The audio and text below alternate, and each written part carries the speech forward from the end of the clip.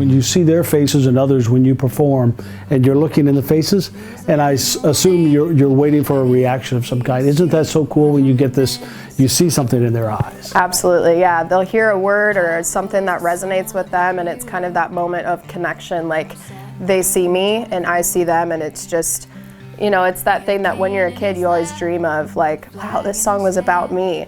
And so it's writing in a way that is specific enough that every person feels like it's about them, but it's broad enough that it can relate to a lot of people as well.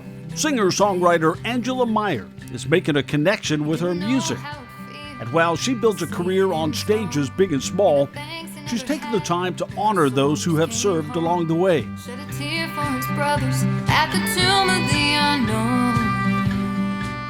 Gift from her grandparents touched a chord that would forever change her life as she takes us to the heart of her story.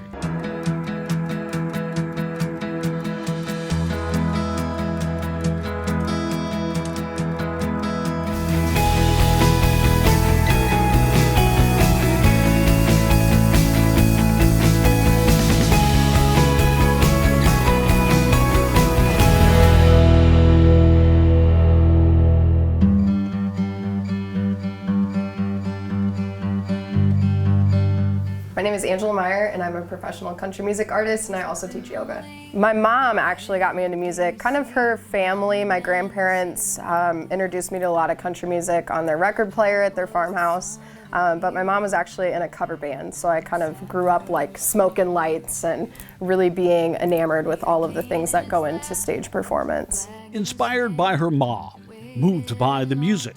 At age 3, she was already entertaining. And by age 10, her grandparents gave her her first guitar. So when you were a little girl, what did you dream of becoming someday? Definitely a country music artist. I mean, there was a moment where I was like, oh, I should train orca whales at SeaWorld, or I should be a veterinarian, or I should, you know, like all these kind of big kid dreams, like you could be a firefighter, a nurse, a rock star, or like there's those several things. But musician was always in that for sure. Taken to the stage first at church. And the first song I sang as a solo was Concrete Angel by Martina McBride, which is like the saddest song ever. And people were like, why is she singing this in church? But I was always very much like connected to real life stories, and then how do we bring that to an audience? And now writing her own music and performing on radio, YouTube, and other platforms and venues. So I do a lot of things here around the Quad Cities, a lot of bar gigs, venue gigs at like Raccoon Motel, but I do a lot of stuff around the country as well. So I've performed in Texas, in New Mexico. We've done Las Vegas a few times with the National Finals Rodeo, which is like the Super Bowl of rodeo, and Puerto Rico too. I go teach yoga on a women's trip there, and have been able to play some Puerto Rico beach bars. So it's just so much fun to be able to take this music all over the place and meet the people that love country music, grew up with it just like I did. So I have to ask you, are you trying to teach yoga to some of the rodeo riders? I would love to. I think it would benefit them so much. They are like, you know, the peak of hurting your body to the max. So any way that they could give back would be awesome. A lot of those guys, they do take their sport very seriously. They are athletes. They do get in the gym. They do, maybe they don't call it yoga, but they do stretch. But yeah, that would be awesome to teach a class to cowboys. But it was a connection with veterans that would lead her to using her talents in a different way. Supporting veterans who have given so much for all of us.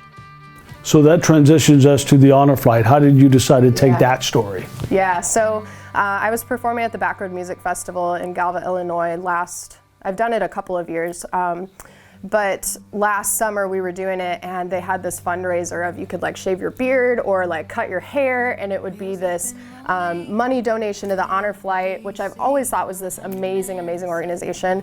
But obviously, like I had just shaved my beard that morning, so like that wasn't gonna work out. But I was like, how do I get involved? And they're like, why don't we just do a concert and you could just donate a show? I'm like, oh yeah, we could do that. So we did that back in March over in Kewanee, Illinois at Elks Lodge, and we raised over $1,000 for them, and it's just like spiraled from there. Really, really awesome. And how does that make you feel too, to know that a couple veterans are going to be able to go on this incredible trip of a lifetime as a result of your performance. Yeah, it's really, really special. I mean, when you think of an organization like the Honor Flight and all the things that go into getting a flight of people to Washington, D.C. and back, there's times when you're like, oh, I'm only doing this much.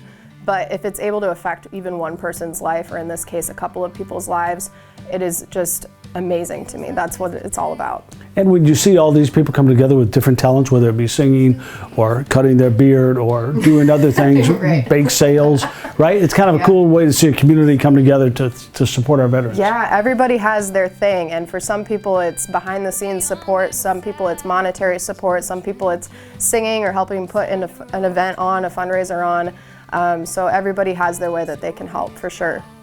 Along with the song inspired by them, Road 24, and performing it for them as they return from a day of thank yous in D.C.